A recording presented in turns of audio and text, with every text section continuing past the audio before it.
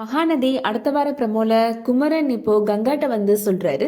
விஜய்கிட்ட நான் பேசினதை வச்சு ஒரு விஷயம் எனக்கு ரொம்ப நல்லாவே புரியுது. அவர் காவேரியா அவ்வளோ லவ் பண்றாரு அப்படின்னு சொல்றாரு குமரன். விஜய் காவேரியை பத்தி பேசின விஷயங்கள் எல்லாத்தையும் பத்தி சொல்றாரு குமரன். அதை கேட்ட கங்கா ரொம்ப சந்தோஷப்படுறாங்க. இடையில வீட்டுக்கு வந்த விஜய் இப்போ காவேரியை தேடி போறாரு. விஜய பார்த்ததுக்கு அப்புறம் கூட காவேரி நார்மலாவே இல்ல, அவங்க ஏதோ ஃபீல் பண்ணிட்டே இருக்கிற மாதிரி தோணுது விஜய்க்கு. என்னாச்சு காவேரி, உனக்கு என் மேல ஏதாவது கோபமா அப்படின்னு கேக்குறாரு விஜய்.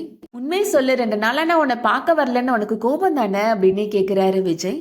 நான் ஃபோன் உனக்கு பண்ணப்ப கூட நீ சரியா கூட எனக்கு ரெஸ்பான்ஸ் பண்ணவே இல்லையே, ஏன் காவேரி அப்படின்னு கேக்குறாரு.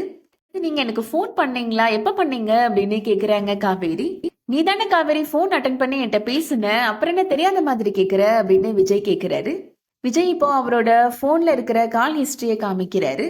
இதெல்லாம் கண்டிப்பா ராகினி பண்ண சதியா இருக்குமோ அப்படின்னு யோசிக்கிறாங்க காவேரி. நான் வீட்ல இருந்து கிளம்பும் போது கூட நீ ரொம்ப அசந்து தூங்கிட்டு இருந்த, அதான் உன்னை டிஸ்டர்ப் பண்ண வேணான்னு நான் லெட்டர் கூட எழுதி வச்சுட்டு போனேனே, அதையாவது படிச்சியா அப்படின்னு கேக்குறாரு விஜய். அதையும் நீ படிக்கலையா, அதான் உனக்கு என் மேல இவ்வளவு கோபமா அப்படின்னு கேக்குறாரு விஜய். இப்போ காவேரி முடிவு பண்ணிடுறாங்க, கண்டிப்பா இது எல்லாமே ராகினியோட வேலையா தான் இருக்கும் அப்படின்னு நினைக்கிறாங்க.